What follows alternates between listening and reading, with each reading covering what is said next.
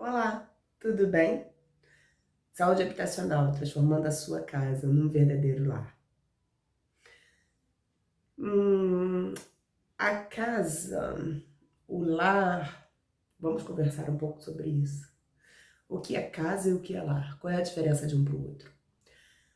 A casa é o físico, são as paredes, a alvenaria em si, porta, janela, o que existe, né? O físico.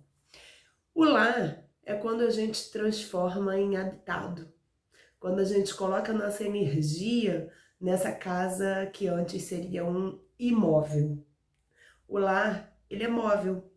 Apesar dele não se locomover, ele tem movimento, ele tem vida, ele tem energia. Essa energia é essa troca de energia que os moradores fazem com esse espaço que seria vazio, que seria imóvel, né? Então nós chamamos de lar esse espaço que ele não é um espaço cenográfico, vamos dizer assim. Ele é um espaço que ele respira, que ele se comunica com a gente, ele se mostra, ele é como se ele tivesse sentimento realmente. Isso é um lar, né? Então a gente sente o lar quando ele nos abraça. Quando você chega bem cansado do trabalho, por exemplo, quando você passou um dia exaustivo fora de casa, e aí você chega e se recosta no seu sofá. Isso é um lar. Quando você chega na casa, você chega e o dia continua. Ela não te abraça. O homem, antigamente, ele era nômade e ele buscava uma caverna, outra caverna, outra caverna. Ele tinha essa necessidade de não se satisfazer aonde ele estava. Ele não conhecia agricultura, ele não conhecia pecuária, ele não conhecia uma série de técnicas que hoje a gente tem de cultivo. Cultivo do animal, cultivo do vegetal, cultivo, né? Que naquela época não existia. Então era uma necessidade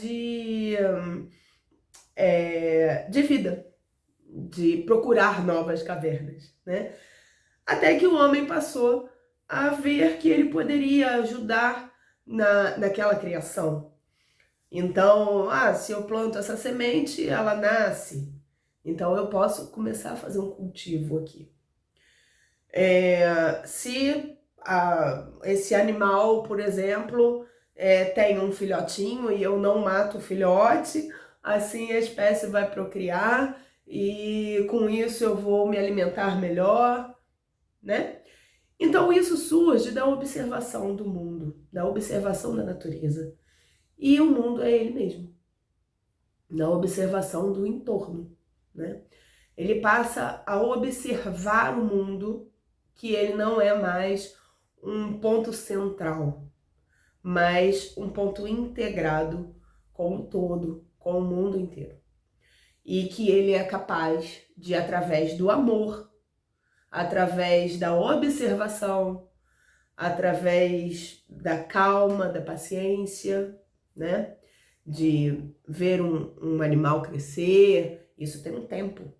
De ver uma alface crescer, isso tem um tempo, né? Pode ser tempos diferentes, às vezes pode ser anos, às vezes pode ser semanas, mas tem um tempo. Ele precisa parar e observar aquele crescimento, para ele depois, mais tarde, poder usufruir daquele crescimento, poder se alimentar daquele alface, poder se alimentar daquele animal, né? Então ele passa a perceber essas coisas da natureza, essas coisas de Gaia, desse mundo, né? E com isso ele se satisfaz. Ele não precisa procurar uma nova caverna. Naquela caverna mesmo, ele fica mais centrado. Ele passa a observar mais e ele passa a se integrar, né? Então, ele tem uma relação de uma família com a outra família. Ele passa a criar uma sociedade, a ter relações sociais Relações sociais com outros homens, com outras famílias, outros da mesma espécie, como também de espécies diferentes. Antes ele fazia só por uma necessidade de se alimentar, uma necessidade de sobrevivência, né? E depois essa sobrevivência continua existindo, mas já com uma consciência maior. Então, com isso, ele passa a não precisar mais procurar novas cavernas, a migrar tanto, mas ele tem a necessidade de construir o próprio espaço e se fixar um pouco mais naquele espaço. Até para ele observar mais um alface gerando outro alface, gerando outro alface, né? E alface é só um exemplo que a gente está dando, mas disso, observar os pássaros, observar os animais de uma forma geral, o nascimento, como eles se relacionam, e com isso ele passa a aprender também. E aí, a caverna, que era antes uma coisa muito mais rude, natural, né? Ele tinha que colocar as peles de animais nas paredes para se proteger do frio. Com isso ele criava portas, espécies de portas, colocando também pele de animais, colocando uma espécie de tecido feito da própria fibra vegetal, né? Para se abrigar do frio, se abrigar de chuva, se abrigar... Agora que ele não precisa mais buscar novas cavernas, ele passa a construir a própria caverna, entre aspas, o próprio espaço que vai habitar, né? O espaço onde ele vai se abrigar das intempéries naturais. Então ele constrói um sistema trilítico. Por que esse nome? Porque realmente são com três peças básicas, que são 2 vigas e um pilar, né? Nada, desculpa. 2 pilares e uma viga. Pilar é o que fica em pé, viga é o que fica deitadinho em cima, né? E assim ele constrói um abrigo, que é o sistema trilítico. 2 pilares e uma viga. Essa viga, ela foi ganhando espaço, se tornou uma laje, né? Num espaço um pouco maior. Depois de 3, ele passa a perceber que se ele puser 4 pilares, né? Ele ganha um espaço de cobertura maior. Então, daí ele começa a construir a própria habitação, o próprio abrigo, o que hoje a gente chama de casa.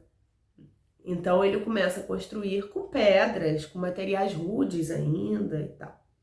Mas até hoje nós utilizamos esse sistema trilítico que nos abriga.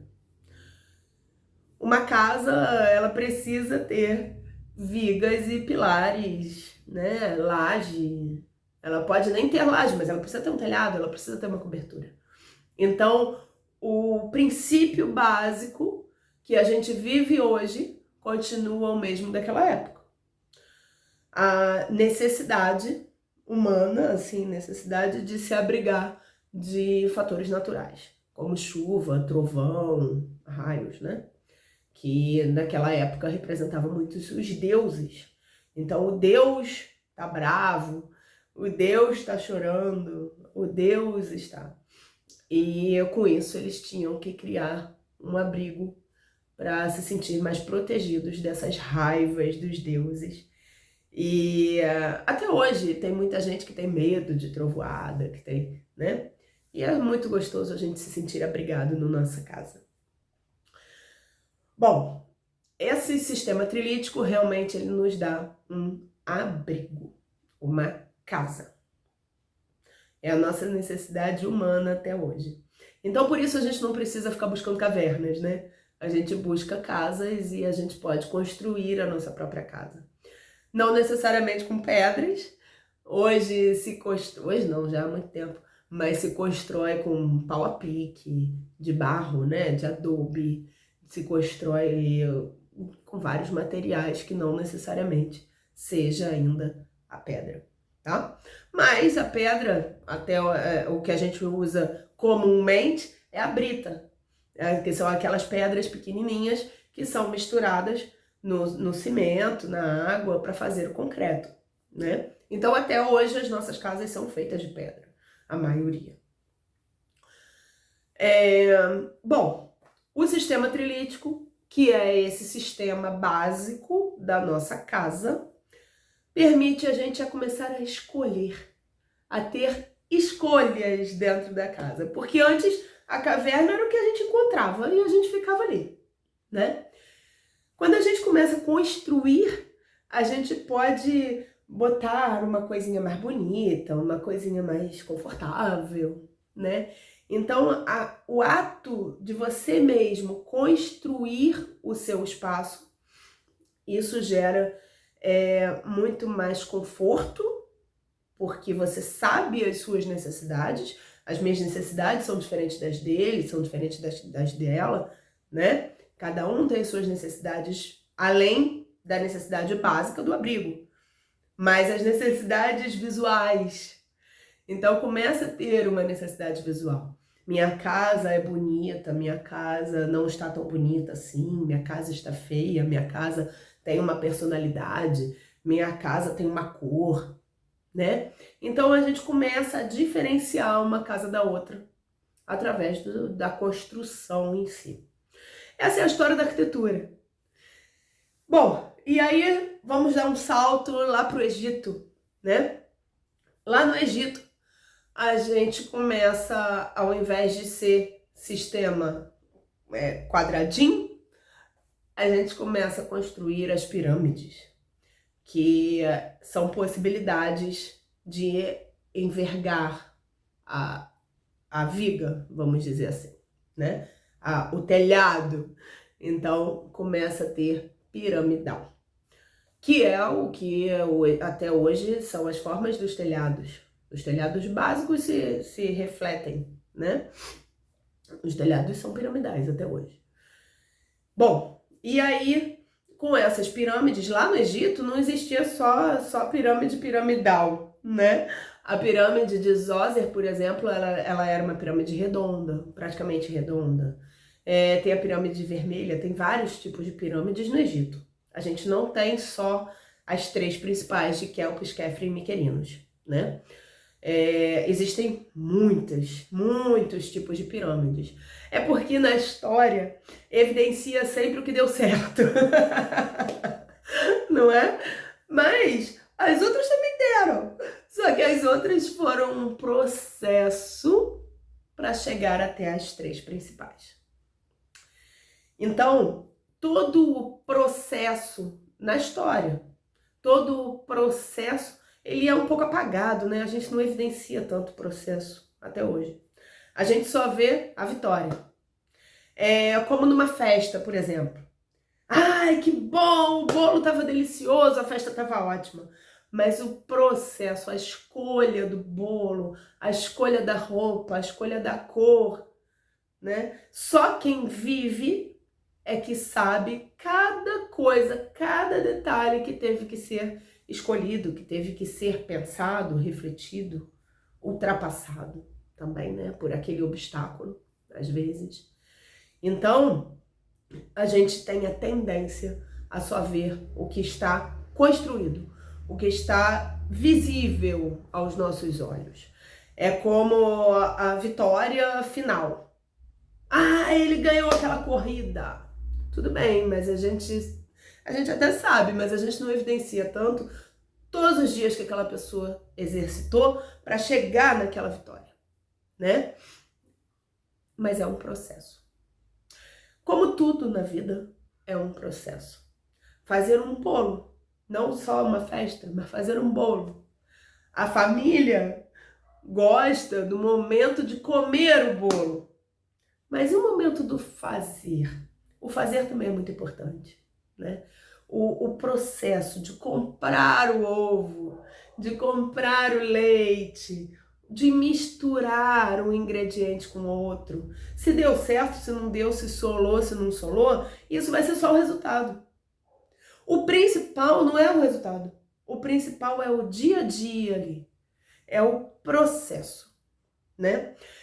Dentro da saúde habitacional, voltando aqui pra gente, a gente não tá fugindo do assunto.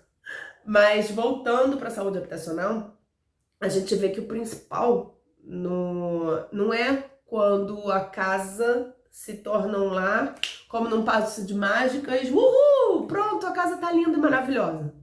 Não, não é assim.